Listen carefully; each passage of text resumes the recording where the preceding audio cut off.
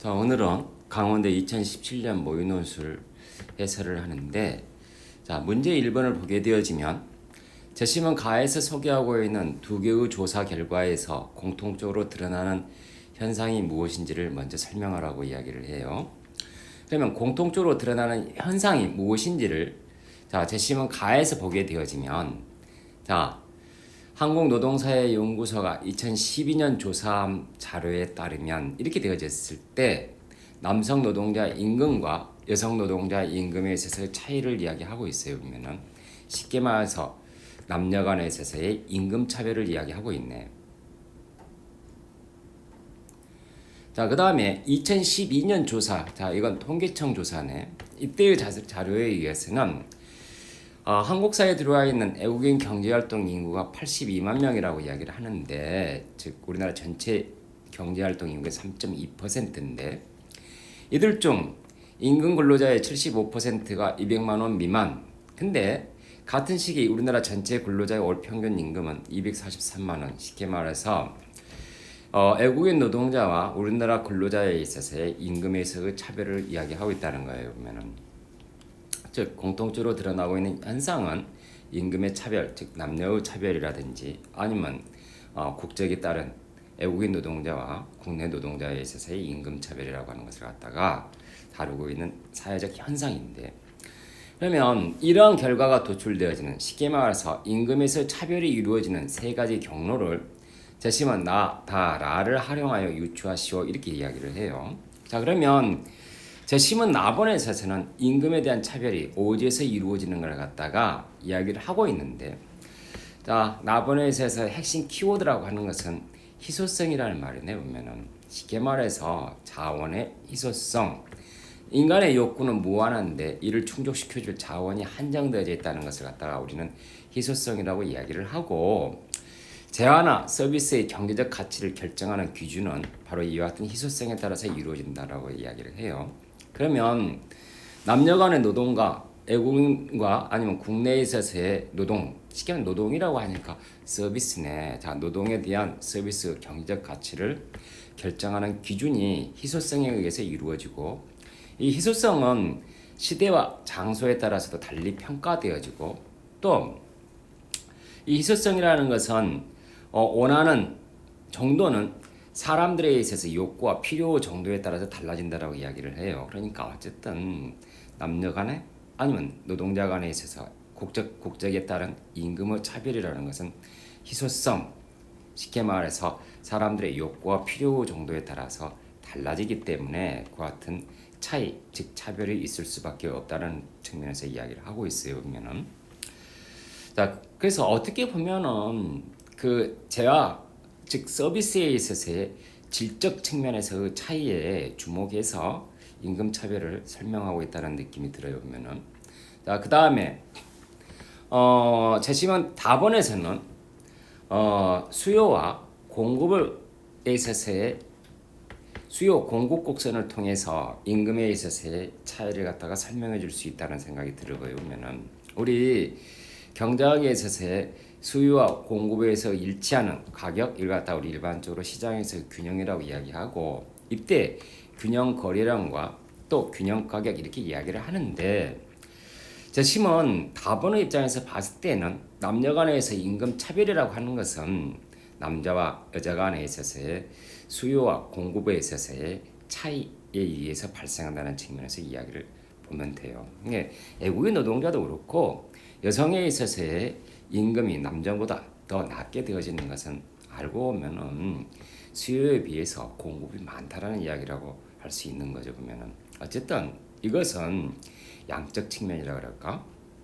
서비스에 있어서의 앞에서는 희소성이라고 하는 질적 측면에 주목했다라고 이야기하면은 답원에 있어서는 쉽게 말해서 서비스에 있어서의 양적 측면에서 설명하고 있는 그런 생각이 들어보여요. 보면은 그 다음에 재심은 라본에 있어서는 앞에서 쭉 이야기하고 있는 것이 알고 보면은 차별을 이야기하고 있어요. 차별을.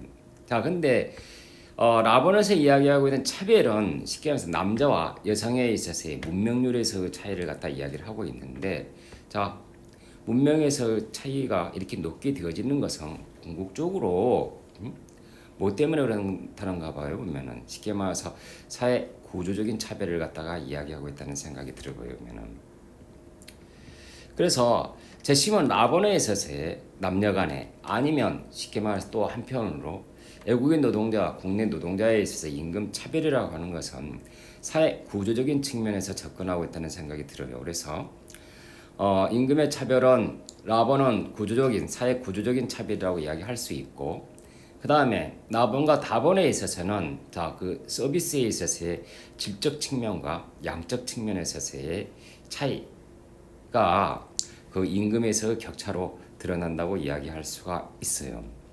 자, 그 다음에 문제 2번은 이제 경제의 문제가 아니라 쉽게 말해서 윤리학에 있어서 문제를 이야기하고 있는데 자, 재심은 가에서 나타난 38명 목격자의 행동 이렇게 이야기하고 있는데 자, 재심은 가에서 지문을 보게 되어지면 우리는 재심은 가의 지문이 뭐냐 그러면은 제노비스 이펙트라고 하는 것을 갖다 이야기를 하고 있는 거예요. 보면은 자, 제노비스라고 하는 캐시어라고도 이야기를 한다 그래요. 여기서는 자신이 지배인으로 일하던 술집에서 이렇게 이야기를 하고 있는데 실제로는 어제 슈퍼마켓의 여종 어머니라고 하는 이야기가 있어요.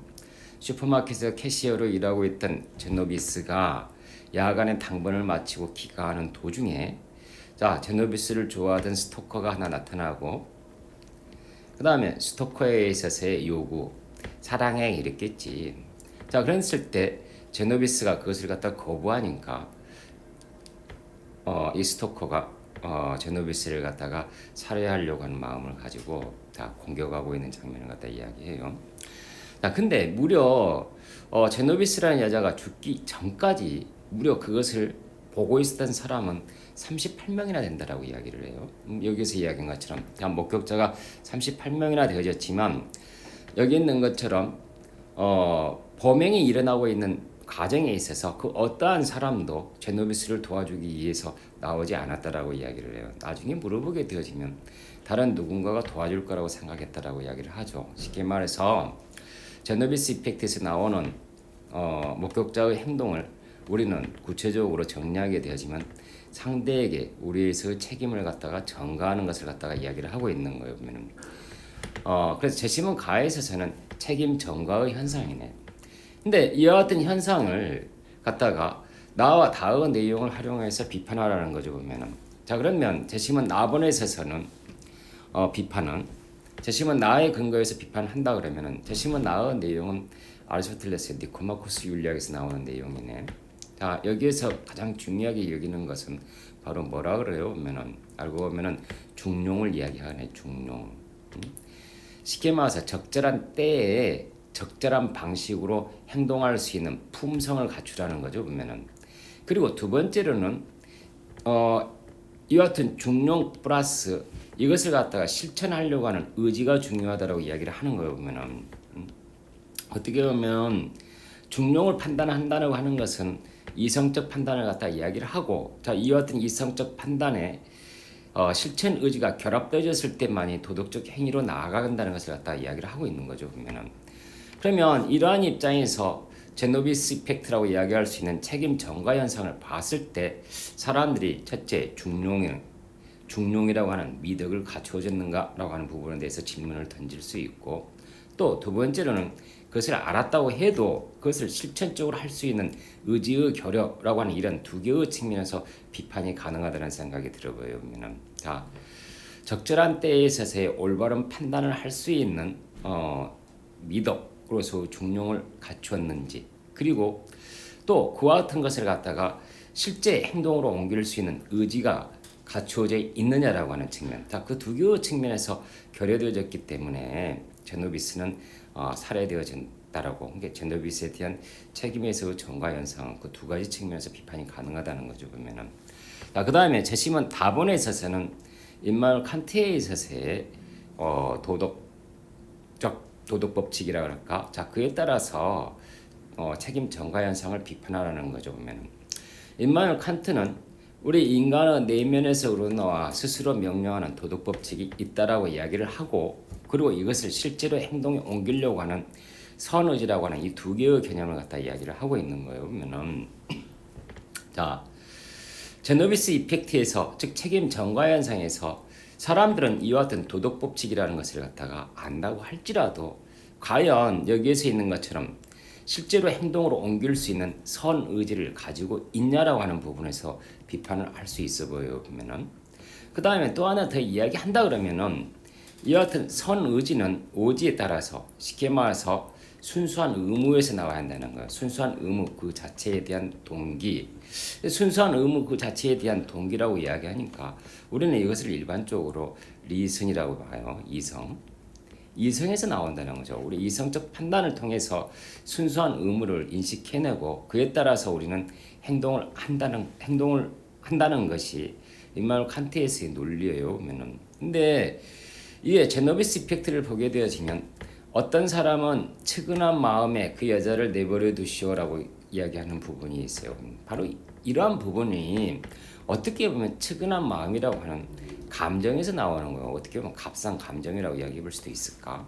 그래서 임마누엘 칸트에서의 도덕 법칙은 순수한 의무, 쉽게 말해서 이성적 판단에 따른 순수한 의무였는데, 자 측은한 마음에서 출발했다는 측면에서도 문제가 있다는 것을 하나 덤으로 더 지적해 줄 수가 있다는 생각이 들어요. 보면은 자 이런 측면에서 둘 다 실천 의지와 선의지의 결여라든지 또 한편으로는 아리스토텔스 논리에 의하면은 중용이라고 하는 어떤 도덕 뭐라 그럴까 미덕을 갖추고 있지 않은 측면에서 문제가 있고, 칸트의 입장에서는 자 선의지에 따른 행위가 아니었고, 그리고 또 한편으로 행동을 한다고 할지라도 측은히 여기는 마음이라고 하는 자 값싼 동정심에서 출발했기 때문에 즉 순수한 의무가 아니라는 측면에서 비판할 수가 있는 거죠. 보면은 그 다음에 여기에 대한 솔루션으로서 물어보고 있는 것이 책임 전가의 현상을 해결하기 위한 방안을 제시문 라의 내용을 활용해서 논술하시오 이렇게 되어져 있는데,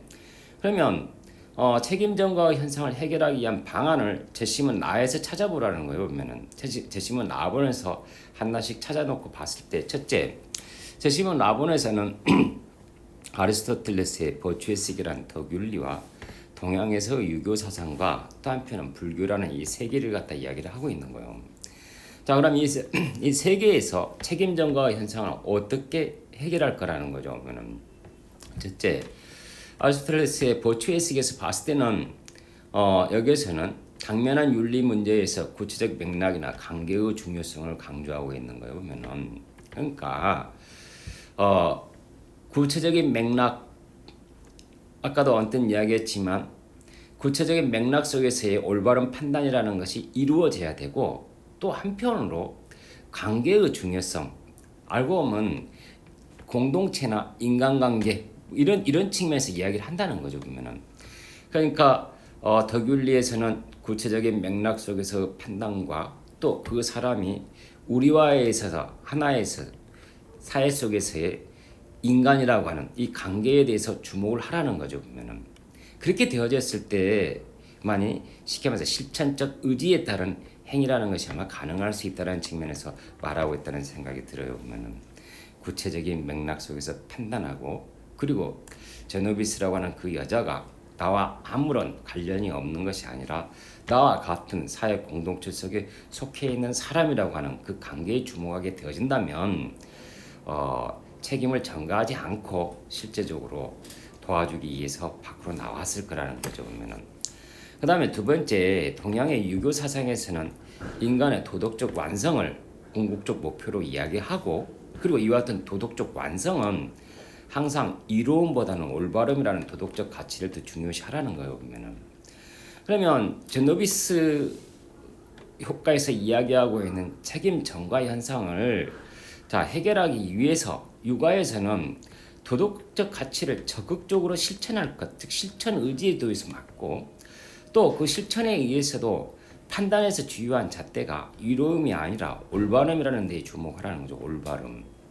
올바름에 틀림없이 제노비스 이펙트에서는 대다수 사람들은 도덕적 가치를 적극적으로 실천하려고 하지 않았을 뿐만 아니라 올바름이 아니라 이로움에 주목했기 때문에 행동하지 않았다는 것을 갖다가 지적할 수도 있어요. 보면은 그 다음에 불교에서는 우리가 살고 있는 세계에 모든 만물들, 즉 우리 앞에서 공격을 당하고 있는 제노비스라는 사람도 나와 불가피한 인간관계로 맺어져 있다는 상호 의존성을 이해하라는 거죠. 보면은 예, 저기서 스토커에게 공격을 받고 있는 제노비스는 나와 관련이 없는 사람이 아니라 불가피한 인간관계로 맺어 있는 상호 의존적인 거라는 것을 갖다가 인식하라는 거죠. 보면은 우리가 그 같은 상호 의존성을 갖다 인식하게 되어졌을 때 우리는 그 사람에 대해서 자비의 마음이 생기게 되어진다는 거죠. 여기서 이야기하는 자비의 마음은 심퍼시라는 생각이 들어요. 보면은 공감 능력. 자, 공감을 하게 되어지면 되게 자연스럽게 제노비스를 갖다가 도와주기 위해서 실천적으로 아마 나아가지 않았겠냐라고 갖다가 이야기를 하고 있다는 생각이 들어요. 보면은 그래서 제노비스에 있어서의 책임 전가의 현상은 구체적인 관계라는 거죠. 그 사람과 나와의 관계가 피상적인 것이 아니라 구체적인 관계 속에서 그 사람을 포착해내고 또 그 사람에 대해서 어떻게 공감하는 능력을 갖게 되어졌을 때만이 문제를 갖다 해결해 나갈 수가 있다라는 것을 갖다가 이야기하고 있다는 생각이 들어요. 보면은